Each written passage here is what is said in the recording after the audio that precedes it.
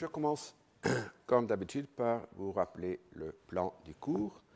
Et avant de passer à l'ordre du jour, la Déclaration des droits de l'homme, je voudrais achever la discussion du rôle de la peur viscérale et des autres émotions qui ont pu influer sur les décisions de la nuit du 4 août. En ce qui concerne la peur, et je vais parler surtout de la peur, on trouve de nombreux témoignages dans le livre fondamental de Patrick Kessel. Pour l'expression la plus vive de ce sentiment, la peur, on doit consulter les lettres du marquis de Ferrières, député de la noblesse et appartenant au centre droit, proche des monarchiens. Il n'avait rien de ultra et survécut sans aucun trouble à la terreur. Il ne convient donc pas d'interpréter le texte que je vais vous citer comme l'expression d'une situation particulièrement exposée aux fureurs populaires. Dans cette lettre à son ami le chevalier de Rabreuil, écrite le 7 août, il raconte la séance du 4 dans des termes passablement ambigus qui relèvent à la fois de l'enthousiasme et du sentiment de contrainte. J'en citerai quelques extraits dans un instant. Et écrivant à sa femme le même jour, le 7 août, puis le 10, il lui donne des instructions extrêmement détaillées. Voilà ce que tu dois faire, mais apporte-y la prudence et le secret nécessaires. Faire cesser tous les travaux, ce n'est pas le moment de mettre son argent à réparer une maison qui peut-être n'existera pas dans 1 an ou 6 mois. Transférer de l'argent, des aveux, c'est-à-dire des titres terriens, et des lettres de noblesse de son château à sa maison à Poitiers. Et surtout, grande attention que l'on ne soupçonne rien de l'argent, des papiers, et que l'on ne puisse imaginer qu'il entre dans ce que tu fais la moindre crainte. Vends tes moutons, le prix que tu en trouveras, mais argent comptant. Quant à notre récolte, tu vendras à mesure que le blé sera battu, mais sans affectation, uniquement comme ayant besoin d'argent. Pars sur le champ pour Poitiers. Laisse aller la récolte comme elle pourra. Je veux absolument te savoir, toi et mes filles, à Poitiers. Il ne faut pas calculer ni demander de soldats, cela alarmerait dans le pays. Et vous constatez que lorsque le marquis demande à sa femme de prendre des précautions, celles-ci comprennent la précaution de ne pas la faire apparaître comme telle. C'est, me semble-t-il, le langage propre de la peur.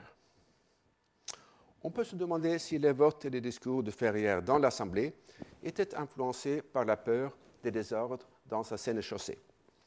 La lettre qu'il envoya à son ami Rabreuil le 7 août, et qui en partie était aussi adressée à ses commettants, indique nettement que ce fut le cas. Donc, aux commettants, il eût été inutile, dangereux, même pour vous, de s'opposer au vœu général de la nation. C'eût été vous désigner, vous et vos possessions, pour victimes de la fureur de la multitude. C'eût été vous exposer à voir incendier vos maisons. Et donc, à son ami Rabreuil, Madame de Ferrières me demande que vous voudriez que je me fisse mettre dans les journaux. Ce serait les moyens de perdre le peu de crédit que j'ai dans les communes, car en ce moment, je ne pourrais parler que pour contrarier ce qui se fait, du moins en grande partie, cela serait inutile. Je me tais ainsi que commencent à le faire M. de Clermont, M. de Sully, Mounier et les gens sages. Si je m'aliénais les communes, lorsqu'il s'agira des intérêts particuliers de ma Seine-et-Sauché, j'éprouverai des difficultés, ne serait-ce que par esprit de vengeance. Donc, tandis que le premier passage de cette lettre exprime la crainte qu'une opposition de sa part ne soit communiquée à sa sénéchaussée et n'y provoque des attaques sur la noblesse locale, le second affirme probablement la crainte de représailles dans l'Assemblée même, non sur sa personne, mais sur les intérêts de ses commettants. Et selon le constituant du Quesnoy, que j'ai souvent cité et que je citerai encore, la vengeance rivalisait avec la peur dans les décisions de la nuit du 4 août. On se tromperait étrangement si l'on croyait que c'est l'amour de la patrie qui a déterminé la plupart de ceux qui ont renoncé à ce qu'ils possédaient. Et si jamais l'Assemblée nationale érige des autels à 2 divinités, ce doit être à la peur et à la vengeance. C'est une terreur panique qui a fait mettre Paris en armes. C'est la peur qui a fait fuir le comte d'Artois. C'est elle qui, antérieurement, avait opéré la réunion des ordres. C'est elle qui a forcé la noblesse à renoncer aux droits seigneuriaux.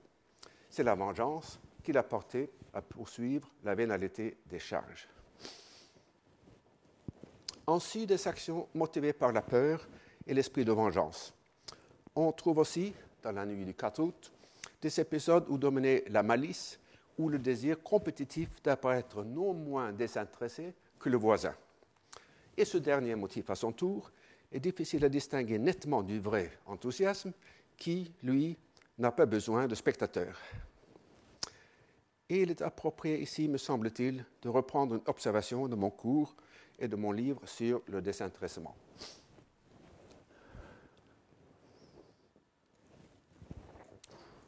Les états et les processus mentaux sont d'une complexité et d'une fluidité extrême.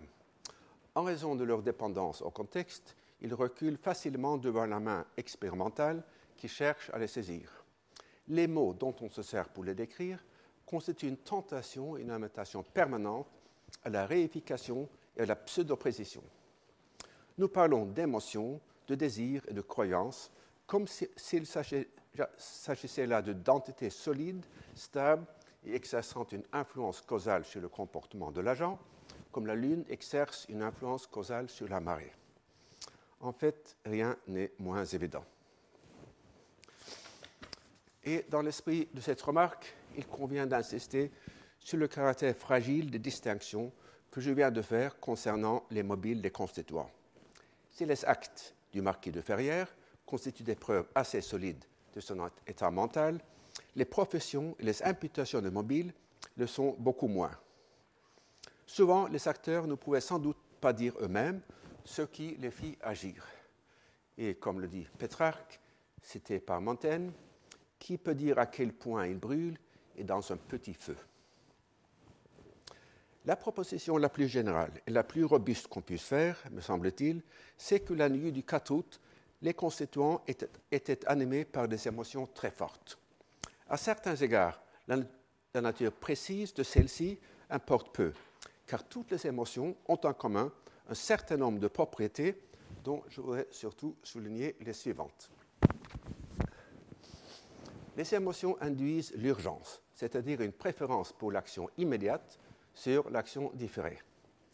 Elles induisent aussi l'impatience, c'est-à-dire une préférence pour un plaisir immédiat sur un plaisir différé. Les émotions, semblables à certains éléments radioactifs, ont une demi-vie brève. Et enfin, dans son état émotionnel, l'acteur pense, contrairement à la troisième proposition, que son état va perdurer indéfiniment. Pour ma fin ici, je vais ignorer la distinction entre urgence et impatience et je les nommerai toutes deux urgence. Dans mon cours, et puis dans le chapitre 10 de mon livre sur le désintéressement, je me suis déjà penché sur la nuit du 4 août pour illustrer ces propositions. Plutôt que de reprendre ces analyses, je vais me limiter aujourd'hui à un aspect dont je n'ai pas traité dans mes cours antérieurs. Il concerne l'importance du fait que l'Assemblée constituante était unicamérale. Dans le règlement qu'adopta la Constituante le 29 juillet 1789, nous lisons notamment que toute motion relative à la Constitution ou à la législation sera portée 3 fois à la discussion, à des jours différents. Comme l'a bien démontré André Castaldo dans son livre fondamental, Les méthodes de travail de la Constituante, cet article n'impose pas l'obligation de 3 débats successifs. Il exclut néanmoins que l'Assemblée puisse voter une motion dans la séance même où elle est proposée. Or, c'est justement ce qui s'est passé le 4 août. Les constituants tinrent à décider sur le champ plutôt que d'obéir aux lenteurs réglementaires. Dans le courrier de Provence, nous lisons que M. Foucault ayant réclamé les 3 jours réglementaires de discussion, M. de Baumé, c'est-à-dire son Brio de Beaumetz, lui a répondu qu'un élan de patriotisme n'avait pas besoin de 3 tours. Et le duc de Liancourt, que comme on ne pouvait pas varier dans de tels sentiments, les 3 tours seraient une perte inutile de temps. Hâtons-nous de faire jouir nos concitoyens de ce que le patriotisme nous a dicté, a dit un autre membre de la noblesse. Donc, vous constatez dans cette phrase du duc de Liancourt, on ne pouvait pas varier dans de tels sentiments. Justement, la quatrième propriété des émotions, dans un état émotionnel, l'acteur pense qu'il va perdurer indéfiniment. Ce qui ne fut pas le cas, puisque au bout d'une semaine, il y avait beaucoup de regrets parmi les constituants. Mirabeau ayant pris soin de s'absenter le 4 août, ce texte fut sans doute écrit par son assistant Étienne Dumont, qui lui était dans l'assistance. Dans ses souvenirs sur Mirabeau, Dumont revient sur cet épisode. En conclusion de ses remarques très critiques sur le comportement des députés, il raconte que Mirabeau, aussi bien que Sieyès, sentait bien qu'une assemblée unique n'avait aucun régulateur, et la séance du 4 août montra à quel point l'enthousiasme contagieux et l'éloquence de la peur pouvaient entraîner ses résolutions et lui faire perdre toute mesure. Dumont était non seulement le collaborateur de Mirabeau, mais également de Jeremy Bentham, dont je vais parler assez longuement, ou que je vais citer assez longuement dans la suite du cours d'aujourd'hui. Il fit traduire et publier le livre de Bentham sur la tactique des assemblées législatives. Dans ce livre, Dumont inséra une défense du bicaméralisme, système auquel Bentham lui-même était violemment opposé, laquelle doit très certainement beaucoup aux événements du 4 août. Il s'y efforce de refuter un argument en faveur des assemblées unicamérales, selon lequel ce système peut s'imposer à lui-même des lenteurs salutaires en exigeant plusieurs lectures. Oui, peut-on objecter à son raisonnement, mais une assemblée unique, c'est sa réponse à l'objection. Oui, mais une assemblée unique, eût-elle les meilleurs règlements, ne les observe qu'autant qu'il lui plaît. L'expérience a prouvé qu'elle s'en départ facilement et que l'urgence de circonstances lui fournit un prétexte toujours prêt et un prétexte populaire pour faire tout ce que veut le parti dominant, c'est-à-dire pour obéir aux passions du jour. Si les deux assemblées, les formes seront observées, parce que si l'une venait à les violer, c'est une coquille, elle donnerait à l'autre une raison légitime pour rejeter tout ce qui lui serait présenté avec une innovation suspecte. Bon, ces remarques terminent donc ma discussion de la nuit du 4 août. Et je vais me pencher maintenant sur l'écriture de la Déclaration des droits de l'homme et des citoyens, entamée le 6 juillet et achevée dans sa forme quasi définitive le 26 août. Comme vous le savez, l'influence de ce texte fut immense, en France et ailleurs. Et depuis le coup d'état juridique du Conseil constitutionnel, le 16 juillet 1971, il est l'outil privilégié dans le contrôle de la constitutionnalité des lois. Donc la déclaration relève désormais du droit positif. Le texte a pu servir parce qu'il se situe à un niveau d'abstraction approprié. Il permet notamment aux sages du Conseil constitutionnel d'y trouver non pas n'importe quoi, mais presque. Comme vous l'aurez compris, il s'agit là d'une opinion personnelle de ma part. À une ou peut-être deux exceptions près, que je vais signaler plus loin, la déclaration ne porte aucune trace de l'Ancien Régime, d'où pourtant elle sortait. Et c'est un fait, je pense, assez remarquable. Très souvent, le régime qui suit une transition porte l'empreinte tacite ou implicite de son prédécesseur, tout en se déclarant ouvertement contre lui. Et je me permets de citer sur point un résumé que je fis il y a plus de 20 ans des travaux classiques d'Alexandre Zinoviev, Les hauteurs béantes et l'avenir radieux. Selon lui, la personne de Khrouchtchev symbolise l'impuissance du régime à changer et à se transformer lui-même.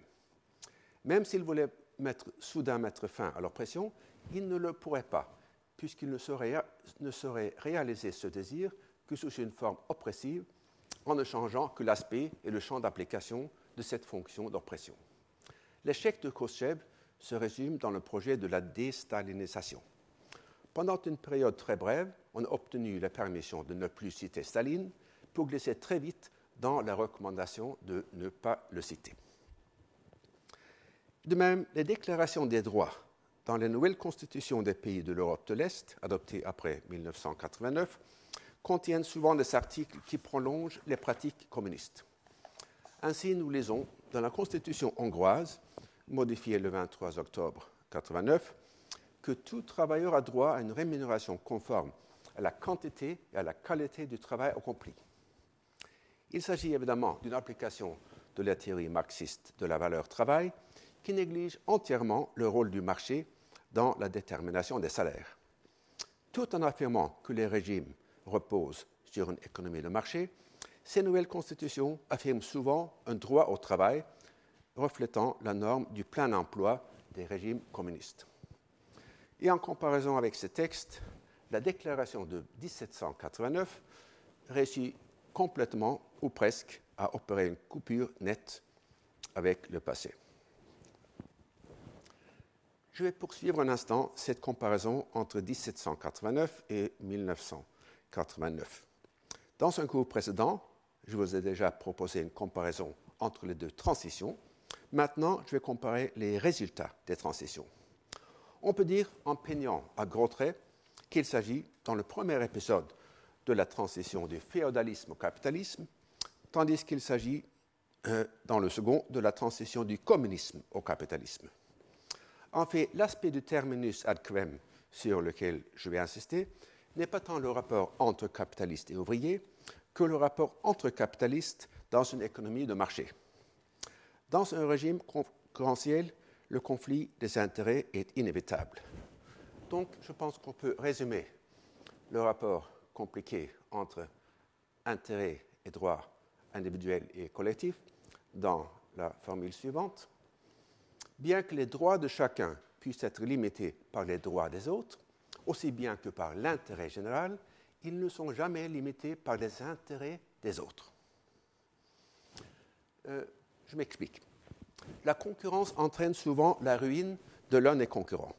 On pourrait même dire, de manière plus brutale, que les faillites constituent l'engin du progrès, la destruction créatrice dont parlait Schumpeter. C'est une idée difficile à accepter et à faire accepter dans un pays qui vient de sortir d'un régime plus statique ou immobile. Ainsi, dans la constitution de la Bulgarie, adoptée en 1990, nous lisons que chaque citoyen a droit à être défendu lorsque ses droits et ses intérêts légitimes sont violés ou menacés. L'intérêt d'un ouvrier à garder son emploi est sans doute légitime, mais dans une économie de marché, il est constamment menacé par la concurrence. De même, pour citer un exemple que je vais reprendre plus loin, le fait que les malades pauvres ont souvent un intérêt vital à des médicaments très chers ne crée pas un droit à ceux-ci. La déclaration de 1989 hésite sur ce point, comme on peut le constater en comparant les articles suivants. Article 4. La liberté consiste à pouvoir faire tout ce qui ne nuit pas à autrui.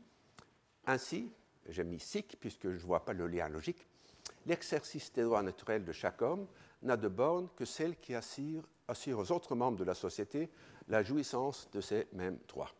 Ces bornes ne peuvent être déterminées que par la loi. Et article 5, la loi n'a le droit de défendre que les actions nuisibles à la société. Tout ce qui n'est pas défendu par la loi ne peut être empêché et nul ne peut être contraint à faire ce qu'elle n'ordonne pas.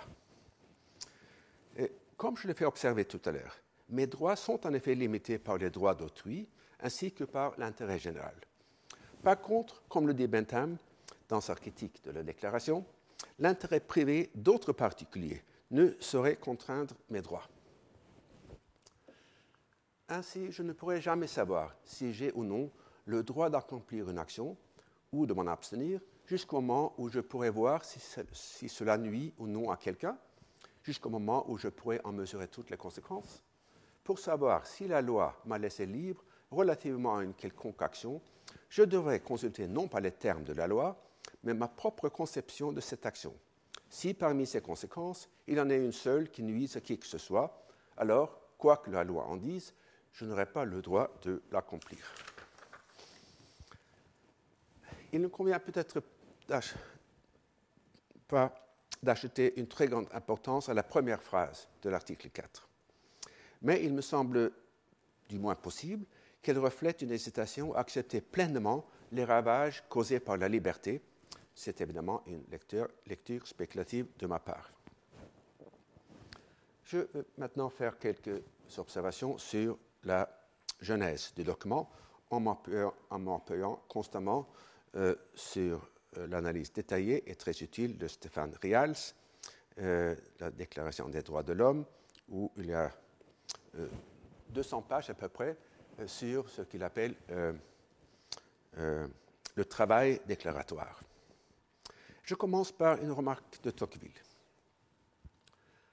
L'Assemblée passe près de 15 jours, donc en juillet-août 89, toute la France étant alors dans la plus épouvantable anarchie et les caisses publiques vides, à se perdre dans les détours de cette métaphysique politique au milieu d'une confusion de discussions inexprimables.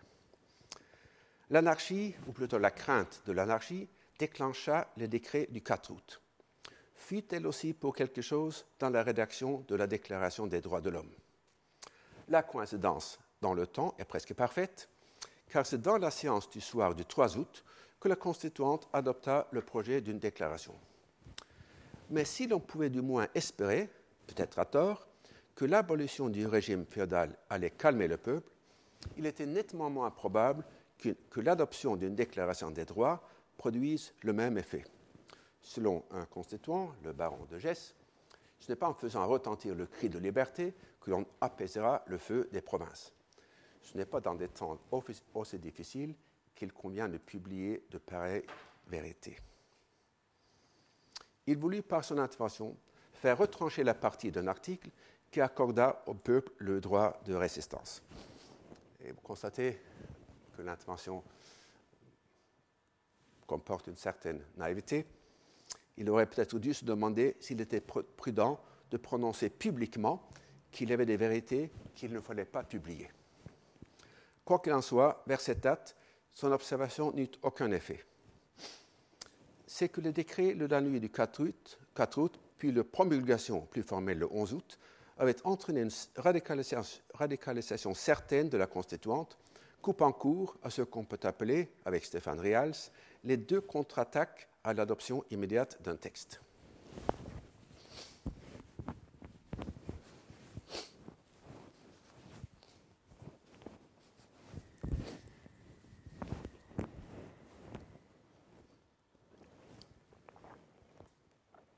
La première contre-attaque vint des modérés, qui craignaient qu'une déclaration des droits, non accompagnée de lois positives, ne donne au peuple des idées exagérées de sa liberté. Voilà une conséquence absurde qu'en tira Malouet. Lui direz-vous qu'il a à la libre disposition de sa personne avant qu'il soit à jamais dispensé de servir, malgré lui, dans l'armée de terre ou de mer. Malouet et d'autres constituants partageant ses vues proposèrent donc que la déclaration suive l'adoption de la Constitution, dont il ne serait que le résumé succinct. L'attitude de Mirabeau est sur ce point intéressante et révélatrice. Dans le numéro de son journal Le Courrier de Provence, daté du 1er au 3 août, il semble ironiser sur les arguments de ceux qui voulaient reporter la rédaction à une date ultérieure. Plusieurs membres ont objecté contre toute déclaration de droit, surtout antérieure à la Constitution. Messieurs Crenière, Grandin, le duc de Lévis, l'évêque de Langres, ont fortement insisté sur les inconvénients qui résulteraient, selon eux, d'une exposition des droits de l'homme et des citoyens dans une monarchie où l'état actuel des choses leur est si souvent en opposition directe que le peuple peut en abuser. C'est un voile qu'il serait imprudent de lever tout à coup. C'est un secret qu'il faut lui cacher jusqu'à ce qu'une bonne constitution l'ait mise en état de l'entendre sans danger. Un homme sage ne réveille point un somnambule qui marche entre des précipices parce qu'au lieu de le sauver, il risquerait de le perdre. Mirabeau n'indique pas nettement s'il approuve ou désapprouve l'idée de mettre un voile sur les droits de l'homme, mais le ton suggère qu'il prend ses distances. Or, 2 semaines plus tard, il fut prêt à temporiser. Et je citerai à ces propos d'abord son argument abstrait, puis l'exemple qu'il offre pour l'illustrer. Donc voilà le premier, ce qui n'est pas très facile, je l'avoue, à comprendre, mais voilà ce qu'il dit. La véritable commande de tout dire et la sagesse invitent à temporiser. D'un côté, la force de la justice porte à franchir les timides considérations de la prudence. De l'autre, la crainte d'exciter une fermentation dangereuse alarme ceux qui ne voudraient pas acheter le bien de la postérité au prix des malheurs de la génération actuelle. Mais dans la suite du texte, il se range nettement du côté de ceux qui craignent d'éveiller le somnambule. Et le 18 août, il proposa également à la Constituante de renvoyer la rédaction de la déclaration à une époque où les autres parties de la Constitution seraient en place. À la suite de la réaction négative d'une partie de l'Assemblée à cette proposition, il essaya de se justifier par un exemple. Il affirma avoir proposé à ses collègues dans le comité chargé de rédiger la déclaration d'y inclure l'article suivant. Tout citoyen a le droit d'avoir chez lui des armes et de s'en servir, soit pour la défense commune, soit pour sa propre défense, contre toute agression illégale qui mettrait en péril la vie, les membres ou la liberté d'un ou de plusieurs citoyens. Il dit avoir abandonné ce projet pour des raisons de prudence et de circonstances sur lesquelles les autres membres du comité avaient attiré son attention. Ainsi, même si le baron de Gesse n'a pas obtenu l'élimination du droit de résistance, du moins les constituants se sont-ils abstenus d'accorder le droit de posséder des armes. Le but de cette première contre-attaque était de ne pas accorder une liberté non encadrée. Et le moyen fut de reporter l'adoption de la déclaration au moment où la Constitution serait achevée. La deuxième contre-attaque chercha à atteindre le même but, mais en complétant la déclaration des droits par une déclaration des devoirs. Le 4 août, on vota d'abord par assis levé sur cette proposition. Mais comme les preuves étaient douteuses, on fit un appel nominal qui rejeta la proposition, c'est-à-dire la proposition de créer une déclaration des devoirs, à la majorité de 570 voix contre 433. On ne saurait ni exclure ni démontrer que la majorité était due aux pressions et aux craintes créées par le vote nominal. Sur ce point encore, il est intéressant de noter que plusieurs des nouvelles constitutions de l'Europe de l'Est, à la différence des constitutions des pays de l'Europe occidentale ou des États-Unis, comportent également des déclarations de devoirs. C'est le cas notamment de la Bulgarie et de la Roumanie. Même si les articles pertinents sont plutôt anodins, on peut se demander si le fait de les inclure ne reflète pas un certain vertige devant la liberté.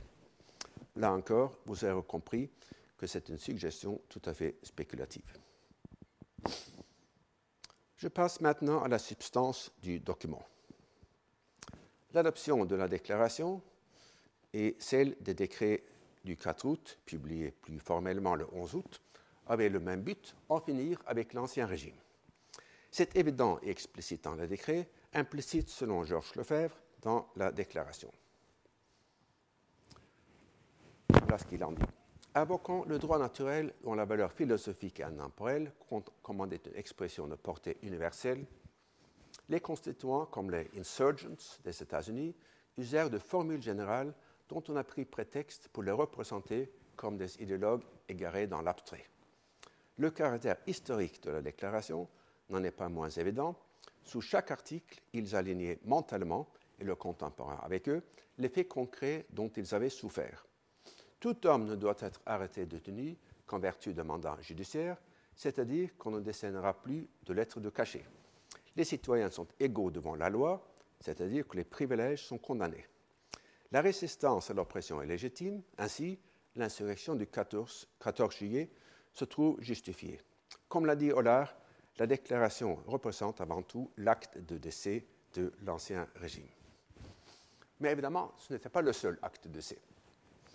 Il est peut-être utile de dresser un tableau comparatif des pratiques abolies par les deux textes, les décrets du 11 août et la Déclaration des droits de l'homme. Et pour des raisons de temps et d'espace, je me limiterai aux articles les plus importants et je vous signale aussi que les résumés sont un peu approximatifs. Donc voilà les deux actes de décès ou des extraits de chacun d'eux, avec entre parenthèses le nombre de l'article pertinent. Je vous laisse regarder, je ne vais pas commenter les détails, je vous laisse regarder un petit instant avant de continuer.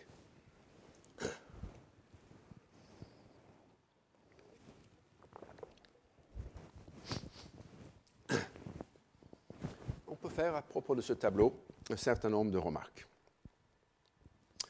D'abord, les constituants au début n'ont pas aboli ces deux piliers de l'Ancien Régime que furent les parlements et les jurandes. En ce qui concerne les premiers, il fut remercié le 17 août dans les termes suivants. Notre magistrature était fortement instituée pour résister au despotisme, mais maintenant qu'il n'y a plus de despotisme, si la magistrature conservait toute la force de son institution, l'emploi de cette force pourrait facilement devenir dangereux à la liberté. C'est dans le rapport de Bergasse, qui est un troisième document extrêmement important, élaboré aussi dans le mois d'août. En ce qui concerne les jurandes, leur abolition devait attendre le décret d'Allard de mars 91, puis la loi Le Chapelier de la même année. Deuxième remarque, la déclaration s'est nettement mieux libérée des cadres de pensée de l'Ancien Régime que les décrets du 11 août. Comparons par exemple les articles suivants.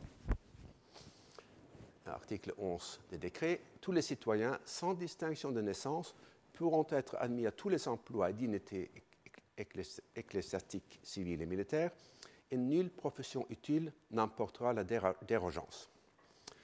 Et dans la déclaration, article 6, tous les citoyens étant égaux, aux yeux de la loi, sont également admissibles à toute dignité placée en emploi public, selon leur capacité et sans autre distinction que celle de leur vertu et de leur talent. Et enfin, article 5, la loi, je l'ai déjà cité, n'a le droit de défendre que ce qui est nuisible à la société. Lors des débats sur l'article 6 de la déclaration, certains voulaient reprendre l'expression de l'article 11 des décrets, sans distinction de naissance, mais comme le nota très justement le constituant duquesnois, ceux qui proposèrent qu'on insérât ces mots sans distinction de naissance ne sentaient pas que c'était formellement consacré le préjugé contre lequel ils réclament.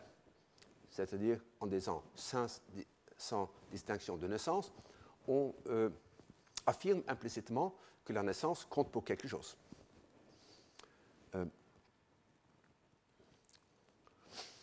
L'article 11 des décrets exprime un souci touchant pour la noblesse, en abolissant le principe de l'Ancien Régime, selon lequel tout engagement dans le commerce de détail dérogeait au statut de noble.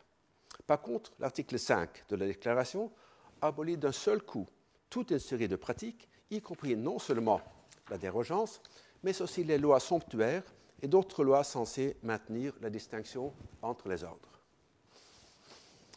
Je voulais montrer par trois exemples maintenant comment les constituants étaient tiraillés entre les habitudes mentales de l'Ancien Régime et les conceptions plus générales et abstraites. Je parle maintenant de la Déclaration des droits de l'homme. Et je commence par un article qui reflète nettement les premières, c'est-à-dire les vieilles habitudes de pensée. Les citoyens ont le droit de constater, par eux-mêmes ou par leurs représentants, la nécessité de leur contribution publique, de la consentir librement, d'en suivre l'emploi et d'en déterminer la quantité, l'assiette, le recouvrement et la durée. Lors de l'adoption définitive du texte, en 1991, Dupont de Nemours fit à propos de cet article une observation tout à fait juste, qui pourtant n'eut aucun effet. Selon lui, il est dit, article 14, « Tous les citoyens ont droit à consentir l'impôt ». Laissons là ces expressions qui sentent encore le despotisme. Tous les citoyens ont le droit de régler, de déterminer l'impôt. Voilà ce qui est et ce qu'il faut dire. On voit que ce travail a été fait en tremblotant par de pauvres représentants des communes. À mon avis, cet article de la Déclaration est le seul qui porte nettement l'empreinte de l'Ancien Régime. Deux autres exemples ont démontré, par contre, la capacité des constituants à se libérer des cadres mentaux de la monarchie. Le premier concerne la protection de l'honneur, lequel était, selon Montesquieu, le principe de la monarchie. Comparons sur ce point 3 projets de déclaration avec le texte final. Donc d'abord, un projet de Lafayette, qui inclut parmi les libertés inaliénables et imprescriptibles le soin de l'honneur. Mounier, le gouvernement doit garantir le soin de l'honneur. Et enfin, Target, tous les hommes ont droit à l'honneur. Mais dans la déclaration, on lit simplement « Le but de toute association politique est la conservation des droits naturels et imprescriptibles de l'homme. Ces droits sont la liberté, la propriété, la sûreté et la résistance à l'oppression. » Donc, le droit à l'honneur est disparu.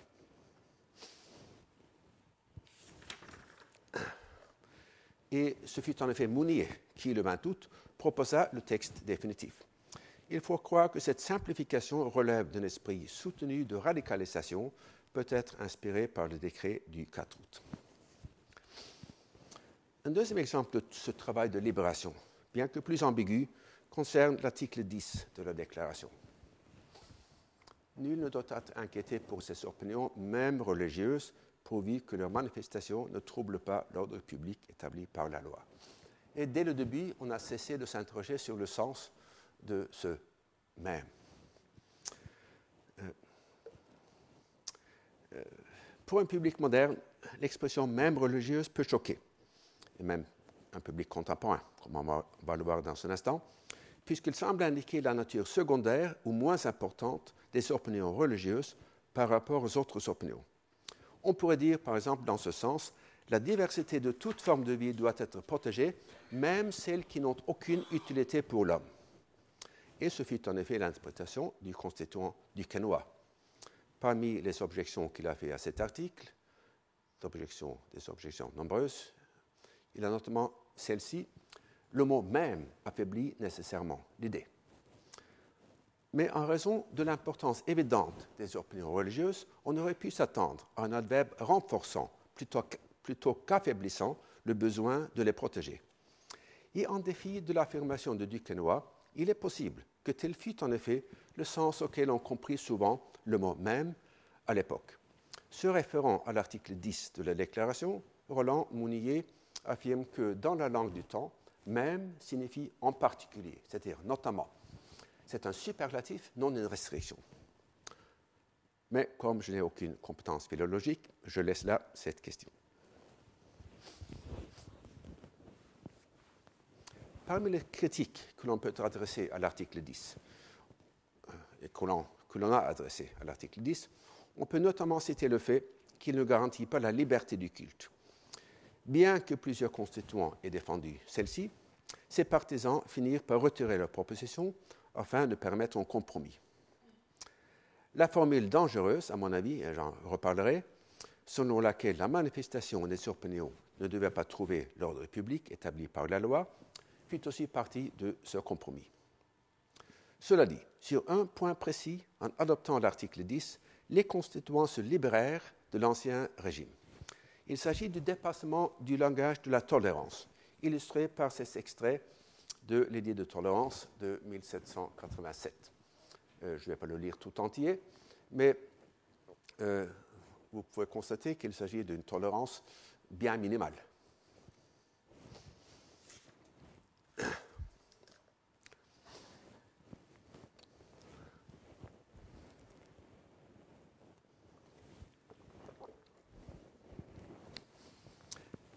Dans le débat sur l'article 10 à la Constituante, nous rencontrons également ce langage de la tolérance.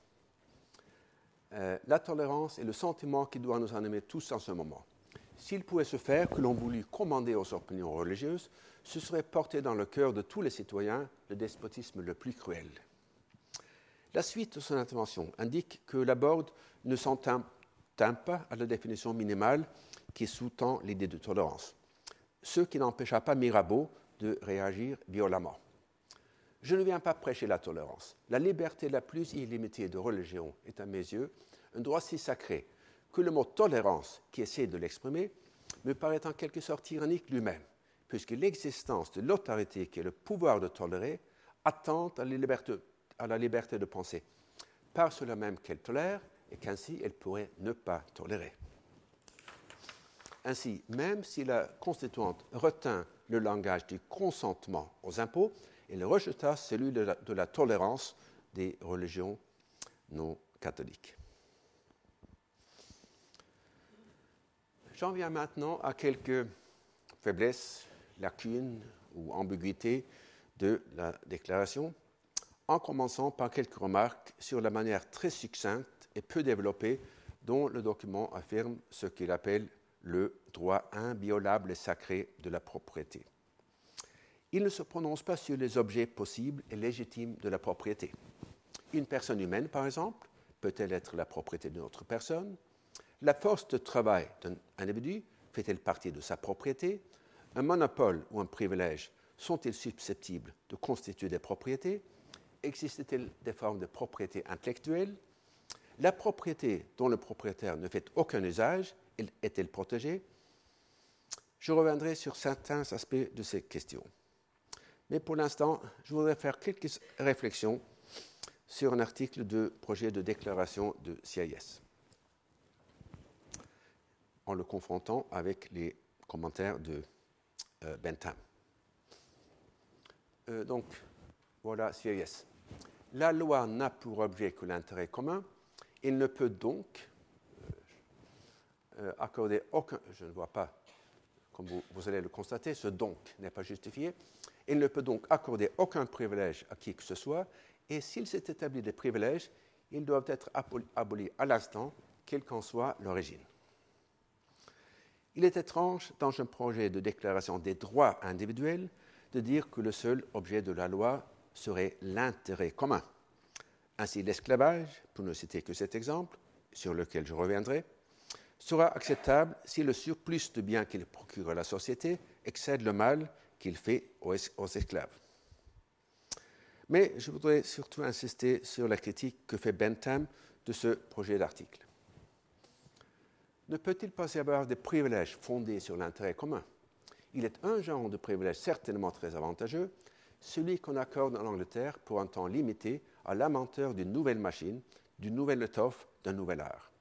C'est de toutes les manières d'exciter l'industrie et de la récompenser, la moins onéreuse à l'État et la mieux proportionnée au mérite de l'invention.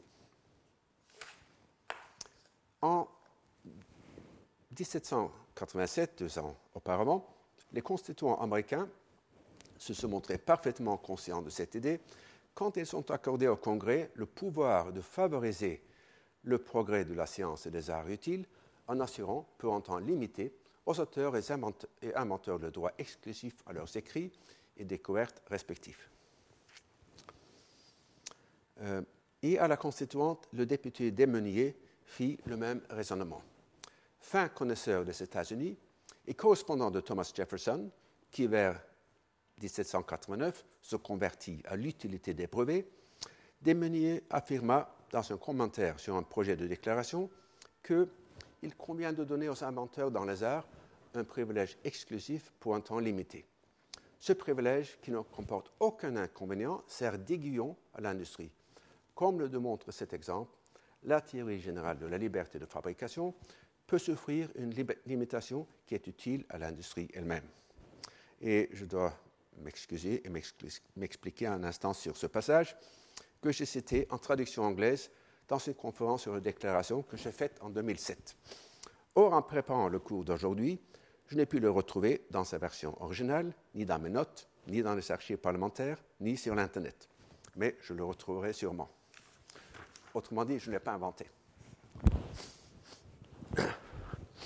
Nous constatons sur ce point une tension, je pense, dans la pensée de C.S. D'une part, il a affirmé, nous l'avons vu, que l'intérêt commun était le seul objet de la loi.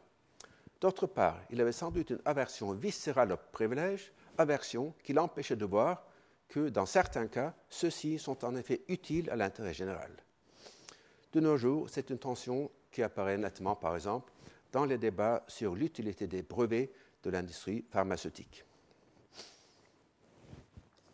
Je vais maintenant considérer la déclaration sous son aspect plus formel, en observant d'abord que 3 articles en limitent la portée par des lois à venir. C'est l'article 4, les bornes de la liberté ne peut être déterminé que par la loi. La manifestation, l'ordre public qui pourrait justifier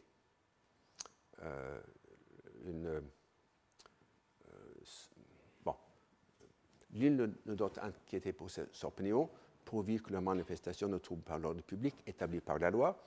Et enfin, la libre communication est un des droits les plus précieux de l'homme, et tout citoyen peut donc parler, écrire, imprimer librement, sauf à répondre de l'abus de cette liberté, dans les cas déterminés par la loi. J'ai dit tout à l'heure que la qualification d'un droit par la loi est une pratique dangereuse. Et l'usage très large qu'on a fait de cette pratique dans les constitutions des pays ex-communistes reflète, à mon avis, l'attitude hésitante et incertaine des constituants de ces pays envers l'idée même de constitutionnalisme. On l'a vu tout récemment dans le débat autour de la loi hongroise sur les médias. Et comme l'exprime, à mon avis, mais c'est controversé, très bien Bentham, si construire un droit par une loi risque de vider celui-ci de tout contenu. Voilà ce qu'il dit. Alors, lui affirme que, tandis que la déclaration affirme que la loi impose des bornes au droit, Bentham affirme que les droits imposent des bornes à la loi. C'est l'inverse. Il ne serait pas simplement contradictoire, mais incohérent avec l'objet unique affiché de la déclaration de ne pas exclure l'intervention des lois. C'est contre les lois elles-mêmes et les lois seulement que cette déclaration a été bâtie. C'est pour les mains du législateur, de tous les législateurs et de personne d'autre que le législateur, que les entraves qu'elle fournit sont destinées. C'est contre les empiétements redoutés des législateurs que les droits en question, la liberté, la propriété et les autres, sont supposés être protégés. C'est à ces empiétements, à ces dommages et à ces dangers que répond la garantie qu'il prétend fournir, quel que soit le sens que l'on donne à ce mot.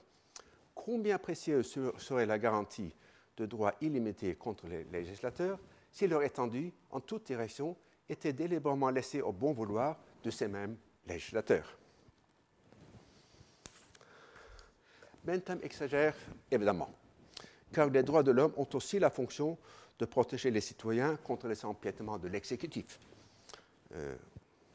Il n'en reste pas moins vrai qu'une majorité législative, libre de limiter à son gré les droits des citoyens, constitue aussi un risque. On pourrait m'objecter que cette remarque relève de l'anachronisme, car si les constituants croyaient vraiment que la loi ne saurait opprimer étant l'expression de la volonté générale, ils n'auraient pas besoin de s'en protéger. En réponse, je peux seulement affirmer que j'ai du mal à penser qu'ils le croyaient, puisque c'est une croyance tellement absurde. Bentham dit à propos de l'article 10 que Louis XIV n'aurait pas hésité à l'inclure dans son code. Beaucoup de constituants mirent aussi en garde contre cette pratique. Volney se serait écrié, selon certaines sources, que la loi en Espagne autorise l'Inquisition. Pour Mirabeau et Duquesnoy, qui critiquèrent vivement cette partie de l'article, le fait qu'il ait été adopté à la veille de l'anniversaire de la Saint-Barthélemy eut une forte valeur symbolique. Bien que la suite des événements n'ait pas confirmé leur crainte, celle-ci n'était pas forcément mal fondée ex ante. L'article 10 est donc ambigu, dans ce sens qu'il semble reprendre par une main ce qu'il offre par l'autre. La déclaration comporte aussi une autre ambiguïté, plus sérieuse et profonde, implicite dans le titre même, Déclaration des droits de l'homme et du citoyen. Tous les hommes ne sont-ils donc pas des citoyens? Sans doute faut-il exclure les personnes mineures du statut de citoyen. Celles-ci sont protégées par la loi, mais ne participent pas à son élaboration. Or, qu'en est-il des autres membres de la société? Sur ce point, il convient d'abord de revenir au mois de juillet et au texte célèbre que lit alors Sieyès devant le comité de constitution. Tous les habitants d'un pays doivent y jouir des droits de citoyens passifs. Tous ont droit à la protection de leur personne, de leur propriété, de leur liberté, etc. Mais tous n'ont pas droit à prendre une part active dans la formation des pouvoirs publics. Tous ne sont pas citoyens actifs. Les femmes, du moins dans l'état actuel, les enfants, les étrangers, ceux encore qui ne contribueraient en rien à soutenir l'établissement public ne doivent point influer activement sur la chose publique. Tous peuvent jouir des avantages de la société, mais ceux-là seuls qui contribuent à l'établissement public sont comme les vrais actionnaires de la grande entreprise sociale. Eux seuls sont les véritables citoyens actifs, les véritables membres de l'association. Il s'agit là d'une conception de la justice comme réciprocité qu'a dénoncé dans des livres importants mon ancien collègue Brian Barry. J'expliquerai dans un instant en quoi cette conception est évidemment, à mon avis du moins, intenable. Dans les projets ultérieurs de déclaration, on ne fit jamais explicitement la précision que j'ai soulignée dans ce texte, ni la distinction explicite entre citoyens actifs et passifs. Il y a dans ces projets un flou terminologique impossible à démêler. Mais il faut croire néanmoins qu'il y avait un consensus implicite, sûrement sur l'exclusion des femmes du droit de vote et sans doute aussi sur l'exclusion de certaines catégories économiques ou professionnelles. Dans la présentation que je ferai dans le cadre de mon séminaire le 4 avril sur égalité, suffrage et esclavage dans les assemblées constituantes américaines et françaises, je me pencherai assez longuement sur la tension ou même la contradiction entre cette inégalité politique et l'égalité des droits proclamée dans les deux pays.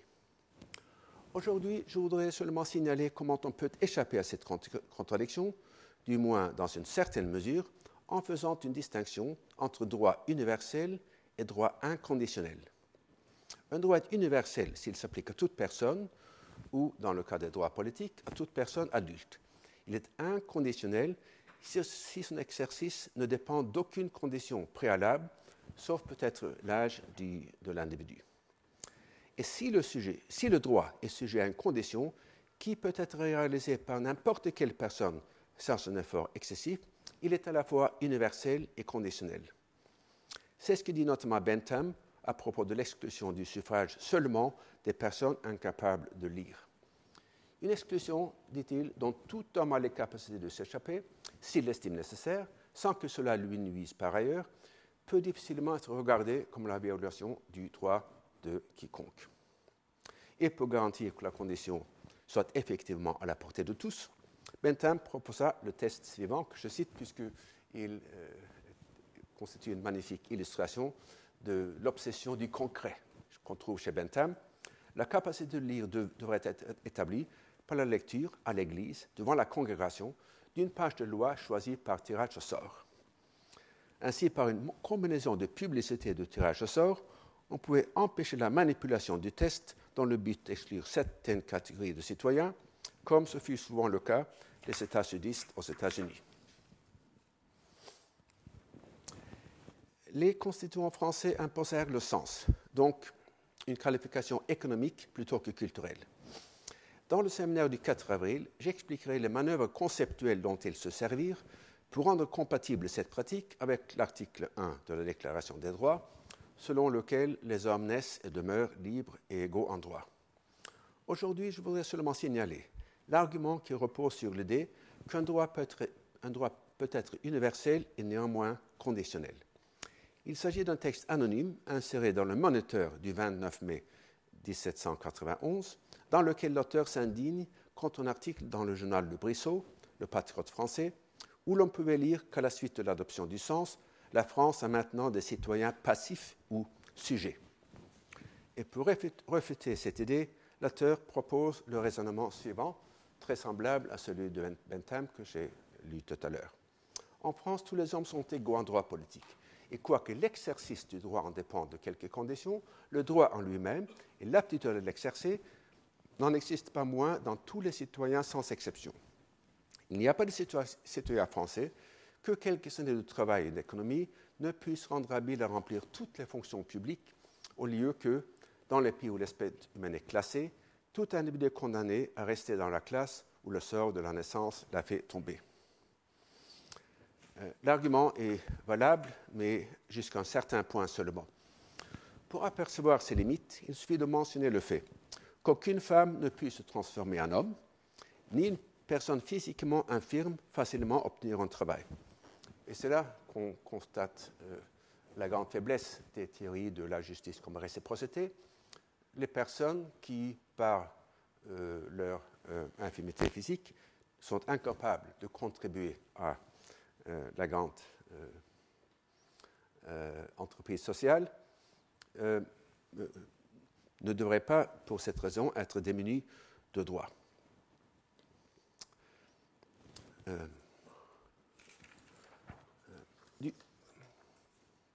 Du point de vue conceptuel, le raisonnement me semble néanmoins intéressant, car on confond souvent l'universalité des droits avec le caractère inconditionnel. Et de plus, quand on cherche à éviter cette confusion, c'est souvent par un biais différent. Dans les discussions récentes, les droits universels sont parfois présentés comme conditionnés à la possibilité de les satisfaire, car à l'impossible, nul n'est tenu, ou comme le disent les Anglais, ought implies can. Ainsi, l'on affirme parfois que le droit au travail est conditionné à une bonne conjoncture économique.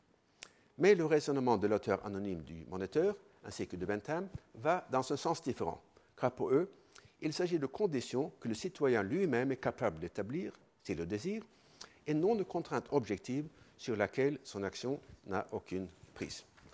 Merci.